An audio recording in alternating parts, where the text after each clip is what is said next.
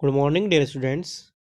आज हम 10th class की साइंस की वर्कशीट नंबर 66 को डिस्कस करेंगे। इस वर्कशीट में एकल जीवों में प्रजनन की विधि के बारे में डिस्कस किया गया है। अलैंगिक जनन की विभिन्न विधियां बताई गई हैं। तो आप देख सकते हैं अलैंगिक जनन की विधियां हैं विखंडन, पुनर्जनन, मुकुलन, खंडन, बीजाणु समासंग, कायिक प्रवर्धन। अब विखंडन की बात करें, ये भी दो प्रकार का हो जाता है, एक द्विखंडन और एक बहुखंडन। ठीक है, यहाँ पे हम बात करेंगे कायिक प्रवर्धन की। इसमें एक प्राकृतिक और कृत्रिम दोनों रूप से होता है, तो इनको डिस्कस करते हैं। सबसे पहले बात करते हैं विखंडन की। यह एक कोशिकीय जीवों में अलैंगिक प्रजनन का एक प्रकार है जिससे नए जीवों की उत्पत्ति होती है। यह दो प्रकार का हो सकता है, जैसे कि अभी हम बात कर रहे थे द्विखंडन। द्विखंडन में क्या होगा, एक कोशिका दो बराबर हिस्सों में विभाजित हो जाती है और नए जीव उत्पन्न करती है। उदाहरण के लिए अमीबा में और लेशमीनिया में द्विखंडन की विधि से प्रजनन होता है। बात करें बहुखंडन की, एक कोशिका एक साथ कई कोशिकाओं में विभाजित होती है और उससे नए जीव उत्पन्न करती है। उदाहरण के लिए कहाँ पे होता है, प्लाज्मोडियम में। मलेरिया परजीवी है प्लाज्मोडियम, अमीबा प्रतिकूल परिस्थिति में भी कर सकता है। इसके बाद हम बात करें मुकुलन की। वह प्रक्रिया जिसमें एक वृद्धि मुकुल माता पिता जीव के शरीर पर बनती है जो तब अलग हो जाती है और एक नया जीव बनाती है। मीन्स क्या होगा, एक मुकुल एक वृद्धि उत्पन्न होगी, आप यहाँ डायग्राम में देख सकते हैं हाइड्रा के, और फिर ये पूरा एक जीव बन जाएगा, मेच्योर हो जाएगा, परिपक्व हो जाएगा, और उसके बाद ये अलग होकर के एक नए जीव की भांति व्यवहार करेगा। ये खमीर में यानी ईस्ट में और हाइड्रा में मुकुलन की विधि से प्रजनन होता है।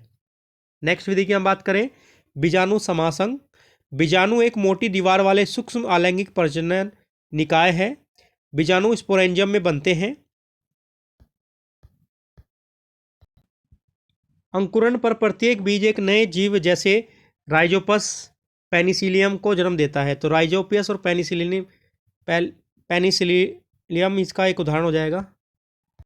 अब बात करते हैं विखंडन की। इस प्रक्रिया में जीव दो या दो से अधिक टुकड़ों में टूट जाता है और प्रत्येक टुकड़ा एक वयस्क जीव में विकसित हो जाता है, जैसे कि स्पायरोगायरा। तो स्पायरोगायरा का डायग्राम दिखा रखा है, इसको आप देख सकते हैं। इसमें विखंडन विधि द्वारा प्रजनन की प्रक्रिया होती है। बात करते हैं पुनर्जनन की। मूल शरीर के अंगों से एक पूर्ण जीव वापस प्राप्त करने की प्रक्रिया को पुनर्जनन कहा जाता है। पुनर्जनन विशेष कोशिकाओं द्वारा किया जाता है, जैसे हाइड्रा और प्लेनेरिया में पुनर्जनन की विधि से प्रजनन होता है। आप यहाँ डायग्राम देख सकते हैं। हाइड्रा एक्सीडेंटली या किसी भी कारणवश इसके शरीर के 3 भाग हुए तो बाद में क्या होगा, तीनों भागों से एक एक नया नया जीव उत्पन्न हो जाएगा। तो यही हमारी पुनर्जनन की विधि। इसके बाद हम बात करते हैं कायिक प्रजनन की। यह पौधों में प्रजनन की एक अलैंगिक विधि है जहां वनस्पति भाग अर्थात जड़, तना और पत्तियां नए पौधे को जन्म देती है। ये दिखाई दे रहा है आपको, ब्रायोफाइलम की पत्ती है जिसमें कलिका विकसित होती है और इन कलिकाओं से नया ब्रायोफाइलम बन जाता है। तो ये आपको ध्यान रखना है, पत्ती से ब्रायोफाइलम में होता है। तने से जैसे आप देख सकते हैं इसमें आलू में, इसी प्रकार से जड़ और तने में या पत्तियों से जहाँ पे प्रजनन की विधि होती है उसे हम कायिक प्रजनन कहते हैं। अब बात करते हैं इसमें दिए गए प्रश्नों की। पहला प्रश्न है, द्विखंडन बहुखंडन से किस प्रकार भिन्न है। प्रश्न 1 का उत्तर आप यहाँ से लिख सकते हैं। द्विखंडन की परिभाषा यहाँ से यहाँ तक लिखेंगे और बहुखंडन की परिभाषा यहाँ से यहाँ तक लिखेंगे। द्विखंडन में एक कोशिका दो बराबर भागों में बट करके दो जीवों को उत्पन्न करती है। बहुखंडन में एक कोशिका कई सारी कोशिकाओं में विभाजित होकर के नए जीवों को उत्पन्न करती हैं। बात करते हैं दूसरे प्रश्न की। बीजाणु द्वारा जनन से जीव किस प्रकार लाभान्वित होता है। तो बीजाणु हवा में इधर उधर बिखर जाते हैं और जहाँ पे भी उनको फेवरेबल कंडीशन मिलती है उसमें वो ग्रो करके नए जीव को उत्पन्न करते हैं। प्रश्न नंबर 3 की बात करें, क्या आप कुछ कारण सोच सकते हैं जिससे पता चलता है कि जटिल संरचना वाले जीव पूर्ण भवन द्वारा नई संतति उत्पन्न नहीं कर सकते। जटिल संरचना वाले जीवों में कोशिकाएं और उत्तकों के प्रकार भिन्न भिन्न होते हैं और प्रत्येक उत्तक पुनर्जनन की क्षमता नहीं रखता, इसलिए नए जीवों में जटिल संरचना वाले जीवों में पूर्ण भवन द्वारा नई संतति उत्पन्न नहीं हो सकती। बात करते हैं प्रश्न नंबर 4 की।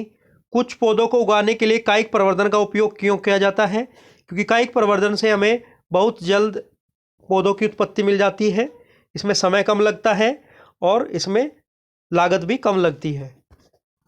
तो बच्चों ये आपकी वर्कशीट नंबर 66 थी। आप इसको ध्यान से करेंगे तथा प्रश्नों को अच्छे से करेंगे।